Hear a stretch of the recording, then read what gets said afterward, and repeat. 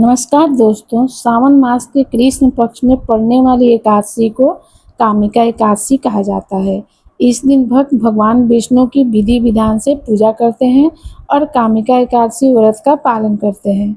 मान्यता है कि इस दिन आस्था भाव से श्री हरि की उपासना करने से समस्त मनोकामनाएं पूर्ण होती हैं। आज हम आपको पवित्र कामनी एकादशी का महात्मन और कथा सुनाने जा रहे हैं। यह कथा स्वयं सृष्टि के पालनहार श्री कृष्ण ने धर्मराज युधिष्ठिर को सुनाई थी। तो चलिए इस पवित्र कथा को हम भी ध्यानपूर्वक सुनते हैं।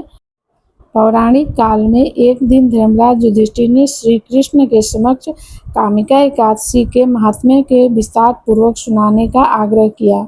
धर्मराज युधिष्ठिर ने भी श्री कृष्ण से कहा कि हे प्रभु, मैंने आषाढ़ मास की शुक्ल पक्ष की देवशयनी एकादशी का महात्म्य तो सुन लिया। अब आप कृपा करके मुझे सावन मास के कृष्ण पक्ष में आने वाली कामिका एकादशी की विस्तार पूर्वक कथा सुनाइए। युधिष्ठिर जी का यह आग्रह सुनकर भगवान श्री कृष्ण बोले, एक बार इस एकादशी की पावन कथा को भीष्म पितामह ने लोकहित के लिए नारद जी से कहा था। एक समय नारद जी ने कहा, हे पितामह, आज मेरी सावन कृष्ण पक्ष की एकादशी की कथा सुनने की इच्छा है, अतः आप इसी एकादशी के व्रत कथा विधि विधान सहित सुनाइए। नारद जी की इच्छा को सुन भीष्म पितामह ने कहा, हे नारद जी, आपका प्रस्ताव अत्यंत सुंदर है। आप बहुत ध्यानपूर्वक इसका श्रवण कीजिए। सावन मास के कृष्ण पक्ष की एकादशी का नाम कामिका है। कामिका एकादशी के उपवास में शंख चक्र गदाधारी भगवान विष्णु का पूजा किया जाता है। जो मनुष्य इस एकादशी पर धूप दीप नैवेद्य आदि से भगवान की पूजा करते हैं, उन्हें गंगा स्नान के फल से भी उत्तम फल की प्राप्ति होती है। सूर्य ग्रहण और चंद्र ग्रहण करने से जिस पुण्य की प्राप्ति होती है, वह पुण्य कामिका एकादशी के दिन भगवान विष्णु की भक्ति पूर्वक पूजा करने से प्राप्त हो जाता है। भगवान विष्णु की सावन माह में भक्ति पूर्वक पूजा करने का फल समुद्र और वन सहित पृथ्वी दान करने के फल से भी ज्यादा होता है। संसार में भगवान की पूजा का फल सबसे ज्यादा है। अतः भक्ति पूर्वक भगवान की पूजा न बन सके तो श्रावण मास के कृष्ण पक्ष की कामिका एकादशी का उपवास करना चाहिए। अपने आभूषणों से युक्त बछड़ा सहित गौदान करने से जो फल प्राप्त होता है, वह फल कामिका एकादशी के उपवास से मिल जाता है। इस व्रत को करने तथा श्री हरि की पूजा से गंधर्वों एवं नागों सहित सभी देवी देवताओं की पूजा हो जाती है। यह व्रत मनुष्य के पितरों के पापों को धो देता है।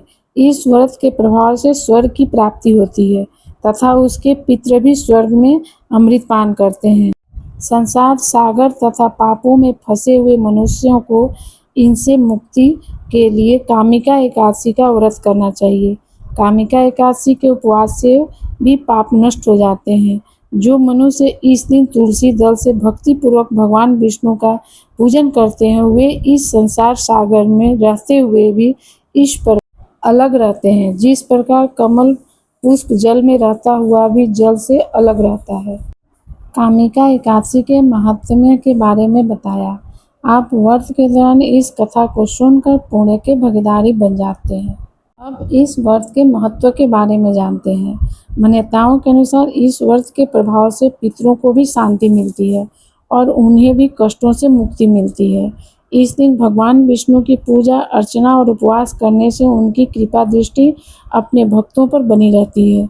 तो चलिए बात करते हैं कि इस दिन किन कार्यों को करने से विशेष लाभ मिलता है और किन कार्यों से बचना चाहिए। यह व्रत दान दक्षिणा दिए बिना अधूरा है, इसलिए इस दिन दान पुण्य अवश्य करें। व्रत के दिन रात्रि में भूमि पर शयन करें। इसके अलावा दशमी तिथि पर बिना नमक के सात्विक भोजन ही ग्रहण करें। एकादशी पर भगवान विष्णु की तुलसी दल अवश्य अर्पित करें। इस दिन किसी अन्य व्यक्ति के घर का अन्न ग्रहण नहीं करना चाहिए।